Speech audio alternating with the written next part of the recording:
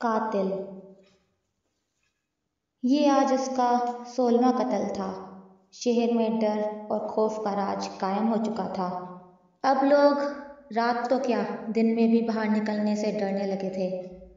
لوگوں کو اپنے گھروں کے اندر بھی ایک وحشت سی ہونے لگی تھی۔ لوگ ایک دوسرے کو ہی شک کی نظروں سے دیکھ رہے تھے۔ سائم کے پہلے قتل نے ہی لوگوں کے رونگٹے کھڑے کر دیے تھے، جب اس نے ایک مشہور سیاستدان کے نوجوان اور اکلوتے بیٹے کو قتل کیا۔ اس کی لاش کو بہت بے دردی کے ساتھ ٹکڑے ٹکڑے کیا، سر کو تن سے جدا کر کے ایک درخت کے ساتھ لٹکا دیا۔ دھڑ اور دونوں بازوؤں کو ایک چوک میں الگ الگ کر کے لٹکا کر اسی خون کے ساتھ بہت واضح الفاظ میں قریبی دیوار پر لکھ دیا، کسی کو نہیں چھوڑوں گا، کسی کو نہیں چھوڑوں گا۔ تمام واقعات میں ایک بات مشترک تھی، قاتل ہر مرنے والے کا دل نکال کر اپنے ساتھ لے جاتا تھا۔ پولیس قاتل کو پکڑنے میں پوری طرح ناکام ہو چکی تھی۔ میڈیا نے اس مسئلے کو سر پر اٹھایا ہوا تھا۔ قاتل کا کوئی چھوٹا موٹا سراغ تک نہیں مل رہا تھا۔ ڈر روز بروز بڑھتا جا رہا تھا۔ کوئی بھی اس قتل کے بارے میں نہیں جانتا تھا۔ لوگ اس کے بارے میں بات کرنے سے خوفزدہ تھے کہ کہیں اگلا نمبر ان کا نہ ہو۔ پچھلے قتل کو 2 دن نہیں گزرے تھے کہ سائم دوبارہ اپنے اگلے شکار کی تلاش میں نکل چکا تھا۔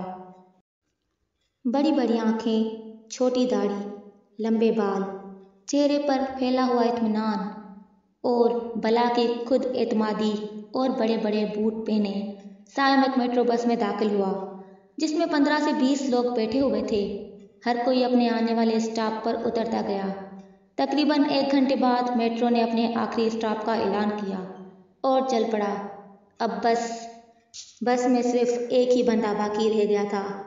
اپنے وضع قطع سے یہ کوئی ڈاکٹر لگتا تھا، جو شاید رات کی ڈیوٹی کے بعد واپس گھر جا رہا تھا۔ جیسے ہی گاڑی رکی وہ نیچے اترا اور ایک سڑک کی جانب چل پڑا۔ تھوڑی دیر بعد وہ سڑک ایک تنگ اور سنسان گلی کی جانب مڑ گئی۔ دور تک پھیلا ہوا اندھیرا اور ہوا کی ہلکی ہلکی سنساہٹ کسی بھی عام انسان کو ڈرانے کے لیے کافی تھی۔ چلتے چلتے اس کو محسوس ہوا کہ کوئی اس کے پیچھے آ رہا ہے۔ اس نے پیچھے مڑ کر دیکھا تو تحت نگاہ اندھیرے کے سوا کچھ نہیں تھا۔ وہ دوبارہ تیز قدموں کے ساتھ چل دیا۔ اب اس کو صاف صاف پیچھے کسی کے قدموں کی چاپ سنائی دے رہی تھی۔ اس نے ڈرتے ڈرتے یکدم پیچھے دیکھا تو پیچھے کوئی بھی نہیں تھا۔ اب وہ بہت خوفزدہ ہو گیا تھا اور جلد از جلد اپنے گھر پہنچنا چاہتا تھا۔ وہ جیسے ہی گھر جانے کے لیے ہڑبڑاہٹ میں واپس مڑا تو سامنے کا منظر دیکھ کر اس کی زوردار چیخ نکل گئی۔ سامنے کوئی دراز قامت شخص کھڑا تھا۔ اس سے پہلے کہ وہ وہاں سے بھاگتا یا کچھ کرتا، کوئی بھاری چیز بہت زور سے اس کے سر پر لگی اور وہ بے ہوش ہو گیا۔ جب اس کو ہوش آیا تو اس کے دونوں ہاتھ دائیں بائیں لگے لوہے سے جڑی زنجیروں کے ساتھ بہت مضبوطی سے بندھے ہوئے تھے۔ گرمیوں کے باوجود یہ جگہ بہت ٹھنڈی محسوس ہو رہی تھی۔ چوٹ کی وجہ سے سر سے ابھی بھی تھوڑا تھوڑا خون بہہ رہا تھا۔ اچانک سے اپنی ٹانگوں کے قریب کوئی چیز محسوس ہوئی۔ جب اس نے غور سے دیکھا تو اس کا دل دہل گیا۔ بڑی مشکل سے اپنے حواس بحال کرتے ہوئے خود کو سنبھالا۔ فرش خون سے بھرا پڑا تھا۔ ہر طرف انسانی اعضاء کے کٹے ہوئے مختلف حصے پڑے تھے۔ وہ انسانی اعضاء تھے جن پر کیڑے مکوڑے اور مکھیاں بھن بھنا رہی تھیں۔ وہ سمجھ چکا تھا کہ اب وہ اس مشہور درندہ صفت قاتل کی گرفت میں آ چکا ہے اور اس کا بچنا ناممکن ہے۔ اسی دوران اسے انہی قدموں کی چاپ کی آواز دوبارہ آئی اور سامنے لگے بلب کی روشنی کے پیچھے سے کوئی قد آور شخص نمودار ہوتا دکھائی دیا۔ وہی بڑی بڑی آنکھیں، چھوٹی داڑھی، چہرے پر اطمینان اور بلا کی خود اعتمادی۔ سائم کو دیکھ کر کوئی یقین ہی نہیں کر سکتا کہ یہ بندہ بہت صفاقی اور بے رحمی سے 15 لوگوں کا قتل کر چکا ہے اور یہ آج اس کا 16واں قتل ہے۔ خدا کے واسطے مجھے چھوڑ دو۔ میں نے تمہارا کیا بگاڑا ہے؟ میرے چھوٹے چھوٹے بچے ہیں، میرے اکاؤنٹ میں 10 لاکھ روپے پڑے ہیں، وہ لے لو لیکن مجھے چھوڑ دو۔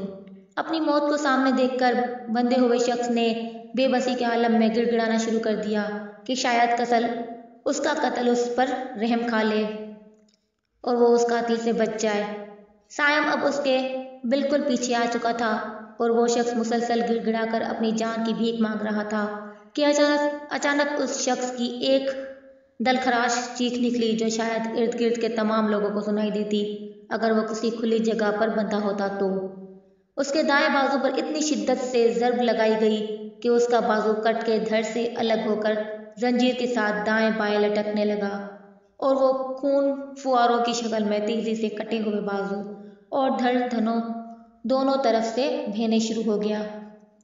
اتنا بھیانک منظر اور دلدوز چیخیں تھی کہ کسی کا بھی دل دہل جائے، لیکن اس کے برعکس قاتل مسکرا رہا تھا۔ سائم نے مختلف اوزاروں کے حصے کاٹ کاٹ کر انہیں مزید تیز دھار بنا کر تمام حصوں کو بہت عمدگی کے ساتھ جوڑ کر ایک بہت منفرد قسم کا ہتھیار بنایا تھا۔ ہتھیار کو فرش پر گھسیٹتے ہوئے سائم اب اس شخص کے سامنے آ چکا تھا جو شدید تکلیف کے باعث اب تقریباً نیم بے ہوشی کے عالم میں تھا۔ اس کی حالت دیکھ کر سائم کے چہرے پر ایک عجیب قسم کا سکون تھا اور وہ مسکرائے جا رہا تھا۔ مسکراتے مسکراتے اچانک سائم نے دوبارہ بھرپور طاقت کے ساتھ اس شخص کے بائیں ٹانگ پر حملہ کیا اور اس کی ٹانگ دھڑ سے الگ ہو کر ہتھیار کی نوکیلی دھاروں میں پھنس گئی، لیکن اس بار اس شخص کی چیخ نہیں نکلی بلکہ اس کی روح نکل گئی اور اب وہاں صرف اس کی خون بہاتی خاموش لاش لٹک رہی تھی۔ سائم نے اپنے چہرے سے خون صاف کرتے ہوئے قریب پڑی ڈرل مشین اور بجلی سے چلنے والا آرا اٹھایا۔ اس سے پہلے کہ سائم کچھ کرتا دروازہ زور زور سے بجنا شروع ہو گیا۔ اس سے پہلے کہ سائم کچھ کرتا زور زور سے دروازہ بجا۔ آبادی سے بہت دور ایک جنگل کے قریب زیر زمین یہ ایک بہت بڑا تہہ خانہ تھا جس کی عمارت 100 سال سے بھی زیادہ پرانی تھی۔ رہائش نہ ہونے کی وجہ سے ہر طرف مکڑی کے جالے بنے ہوئے تھے۔ مشہور تھا کہ یہ جگہ بہت آسیب زدہ ہے اور اس جنگل سے روزانہ عجیب و غریب قسم کی چیخنے کی آوازیں سنائی دیتی ہیں، تو لوگوں کے اندر اس جگہ کے حوالے سے ویسے بھی بہت خوف تھا، اس لیے یہ جگہ سائم کے لیے محفوظ ترین جگہ تھی۔ ایک دفعہ پھر زوردار طریقے سے دروازہ بجنا شروع ہو گیا۔ سائم نے اپنا مخصوص ہتھیار اٹھایا اور دروازہ کھولا۔ دروازہ کھلتے ساتھ ہی عجیب ڈراؤنی فلموں جیسی چیز کی آواز آئی اور ایک شخص اندر داخل ہوا جس کے خون سے لت پت ہاتھوں میں کسی جانور کا کٹا ہوا سر تھا، ابھی بھی اس سے تازہ خون رس رہا تھا۔ آنکھیں اندر کو دھنسی ہوئی، پچکے ہوئے گال، دانت باہر نکلے ہوئے، بڑے بڑے ناخن، کپڑے خون سے بھرے ہوئے۔ اس آنے والے شخص میں اتنی وحشت تھی کہ اسے دیکھ کر نہیں لگتا تھا کہ وہ انسان ہے، لیکن وہ انسان تھا اور سائم کا چھوٹا بھائی داور تھا۔ کہاں تھے تم؟ پتہ ہے کتنا پریشان تھا میں تمہارے بارے میں۔ آج کے بعد میری اجازت کے بغیر باہر مت نکلنا، سائم نے چیختے ہوئے داور سے کہا۔ میں جنگل میں گیا تھا، داور نے ہاتھ میں پکڑے ہوئے جانور کے سر کو دیکھتے ہوئے کہا۔ اچھا ادھر آؤ، دیکھو میں تمہارے لیے کیا لایا ہوں۔ سائم نے سامنے لٹکتی ہوئی لاش داور کو دکھاتے ہوئے کہا۔ لاش دیکھتے ہی داور بچوں کی طرح خوشی کے مارے اچھلنے لگا۔ آؤ تمہارا حصہ نکال کے دوں۔ یہ کہتے ہوئے سائم نے لاش کے قریب پڑے ایک صندوق سے ایک بہت باریک اور تیز دھار ٹوکا اٹھایا اور بہت مہارت کے ساتھ 1 منٹ سے بھی کم وقفے میں اس لٹکتی ہوئی لاش کو چیر پھاڑ کرتے ہوئے دل نکال کر داور کو پکڑا دیا، جسے داور اتنے مزے سے کھانا شروع ہو گیا جیسے دل نہ ہو بلکہ اسپائسی سا پیزا ہو۔ اتنی دیر میں سائم نے اس لاش کی گردن کو دھڑ سے الگ کرتے ہوئے ایک شاپر میں ڈالا، ہاتھ اور ٹانگ کو دوسری شاپر میں ڈالا۔ دھڑ کے ساتھ لگا ایک ہاتھ اور ٹانگ الگ پڑے تھے جس کا دل نہیں تھا اور ایک ہاتھ، ٹانگ اور سر الگ تھے۔ داور کو تہہ خانے کے اندر رہنے کا کہہ کر سائم ان سب شاپروں کو ایک بوری میں ڈال کر باہر نکل گیا۔ باہر مکمل تاریکی تھی۔ جنگل میں پھیلا یہ اندھیرا اور ہوا سے ہلتے پھلتے درختوں کے پتوں کی سرسراہٹ، ایسا محسوس ہو رہا تھا جیسے اس ویرانے اور جنگل کا ہزاروں سالوں کا پرانا یارانہ ہو۔ सायम को चलते चलते तकरीबन 1 घंटा हो गया था। अब वो जंगल से निकलकर आबादी वाले इलाके में पहुंच चुका था। रात का वक्त होने की वजह से सड़कों पर ट्रैफिक न होने के बराबर थी।